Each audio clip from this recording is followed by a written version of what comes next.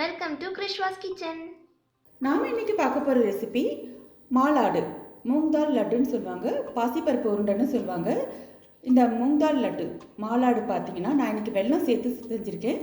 வெல்லம் சேர்த்து செய்யறதுனால உடம்புக்கு ரொம்பவே நல்லது. மூங் தாலில் இருக்கக்கூடிய நியூட்ரிஷன் பெனிஃபிட்ஸ் ப்ளஸ் வெள்ளத்தில் இருக்கக்கூடிய அயன், கால்சியம் இந்த மாதிரி பெனிஃபிட்ஸ் ரெண்டும் சேரும்போது ஒரு ஹெல்த்தி லட்டாக இருக்கும். இதை நீங்கள் சுகர் சேர்த்தும் செய்யலாம். எப்படி செஞ்சாலும் டேஸ்ட் ரொம்பவே நல்லாயிருக்கும். ஈஸி ப்ரிப்பரேஷனில் பிக்னஸ் கூட செய்யக்கூடிய அளவுக்கு இன்றைக்கி பார்க்கலாம். வாங்க மாலாடு மூங் தால் லட்டு எப்படி செய்யலான்னு பார்க்கலாம். மாலாடு பாசிப்பருப்பு லட்டு. இதுக்கு பார்த்தீங்கன்னா 1 கப் போல் பாசிப்பருப்பு எடுத்திருக்கேன். இது நான் ஜஸ்ட்டு ட்ரை ரோஸ்ட் பண்ணிக்க போகிறேன், அவ்வளோதான். ஒரு கடாயில் 1 கப் போல் பாசிப்பருப்பை நல்லா வறுத்துக்கணும். இது நல்லா வாசனை வந்து சிவக்கிற அளவுக்கு நல்லாவே வறுத்து எடுத்துக்கோங்க. அப்போ தான் அந்த மாலாடு நல்லா டேஸ்ட்டாக இருக்கும். இந்த பாசிப்பருப்பை கை விடாமல் லோ ஃப்ளேமில் வச்சு நல்லா வறுத்துக்கோங்க.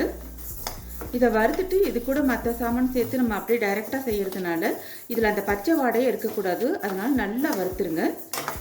மாலாடு பாசிப்பருப்பு லாடு பார்த்தீங்கன்னா உடம்புக்கும் ரொம்ப நல்லது. நான் 1 கப் பாசிப்பருப்புக்கு ஒரே 1 கப் தான் நான் வந்து சுகர் இல்லாட்டி வெல்லம், நீங்கள் எது வேணுமோ அதை நீங்கள் எடுத்துக்கலாம். நான் இன்றைக்கி செய்ய போகிறது வெல்லம் வச்சு தான் செய்ய போகிறேன். ஏன்னா பாசிப்பருப்பில் பார்த்தீங்கன்னா நல்ல ப்ரோட்டீன் இருக்குது, வெள்ளத்தில் அயன் இருக்குது, கால்சியம் இருக்குது. இதெல்லாம் சேர்ந்து ஒரு லட்டாக கொடுக்கும்போது ஒரு ஹெல்த்தி ஸ்நாக்ஸாக இருக்கும்.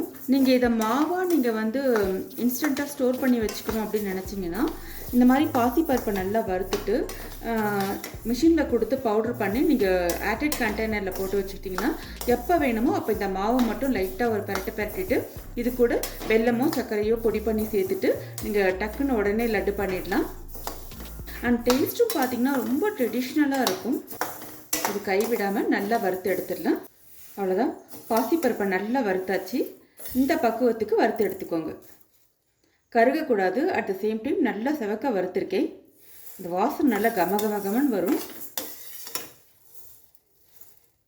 இந்த ஸ்டேஜில் நீங்கள் அடுப்பை ஆஃப் பண்ணிக்கலாம். நான் இப்போ இதை ஒரு பிளேட்டுக்கு மாற்றிட்டு ஆறின பிறகு மிக்சியில் நல்லா ஃபைன் பவுடராக பொடிச்சிக்க போகிறேன். நான் கடாயில் 1 டீஸ்பூன் நெய் விட்டு வச்சுருக்கேன். நெய் சூடாகட்டும். நெய் சூடாக இருக்குது. நான் இதில் ஒரு 15 போல் முந்திரியை வறுத்துக்கிறேன். இந்த முந்திரி பருப்பை வறுத்துட்டு இதே நெய்யிலே நம்ம பாசிப்பருப்பை அரைச்ச மாவு இருக்கு இல்லையா, அதையும் போட்டு ஒரு பரட்டிக்கலாம். இது ஆப்ஷன் தான், வேணும்னா பரட்டிக்கோங்க. இல்லை டைரெக்டாக நீங்கள் வெல்லமோ சர்க்கரையோ சேர்த்து நீங்கள் லட்டு பிடிக்கவும் ஆரம்பிச்சிடலாம். நம்ம லட்டு பிடிக்கிறதுக்கு நெய் தான் யூஸ் பண்ண போகிறோம். ஸோ இந்த ஹீட்லேயே நீங்கள் நெய்யையும் உருக்கி எடுத்துக்கலாம். நான் இன்றைக்கி முந்திரி பருப்பை வறுத்துருக்கேன். நீங்கள் என்னென்ன நட்ஸ் எல்லாம் சேர்க்கணும்னு நினைக்கிறீங்களோ எல்லா நட்ஸையும் நீங்கள் சேர்த்துக்கலாம். நட்ஸ் எல்லாம் அவங்கவுங்க சாய்ஸ் தான். நல்லா வறுபட்டுருச்சு. இது ஒரு பவுலுக்கு மாற்றிக்கிறேன். இது கூட விருப்பப்பட்டால் காஞ்ச திராட்சை கிறிஸ்மஸ் பழத்தையும் நீங்கள் ஆட் பண்ணிக்கலாம். நான் 1 கப் பாசிப்பருப்பை நல்லா வறுத்துட்டு மிக்சியில் அரைச்சி எடுத்திருக்கேன். இந்த 1 கப் மாவுக்கு 1 கப் வெல்லம் சேர்த்துருக்கேன். நீங்கள் வேணும்னா ஒயிட் சுகர் சேர்த்துக்கலாம். இதே மெஷர்மெண்ட்டில் ஒன்றுக்கு ஒன்று கரெக்டாக இருக்கும். இதுக்கு ரொம்ப இனிப்பு வேணும்னா 1.25 சேர்த்துக்கோங்க. இது பர்ஃபெக்டாக இருக்கும்.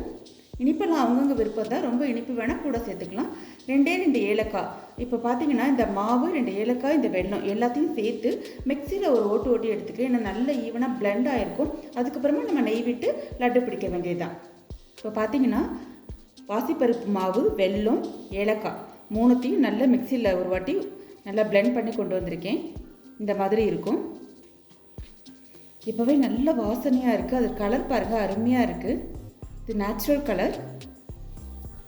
நான் முந்திரி பருப்பு வறுத்த அதே பாத்திரத்துலேயும் நான் வந்து இந்த மாவு கொட்டியிருக்கேன். அதில் இருக்க நெய் வேஸ்ட் பண்ண வேணாமேன்னு சொல்லிட்டு இதில் ஒரேடியாக நெய்யை விட்டுற வேண்டாம்.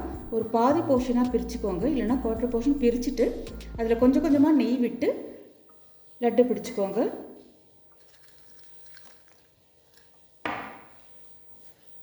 இப்படி நல்லா பெசரிட்டு ஈஸியாக உங்களுக்கு லட்டு பிடிக்க வரும்.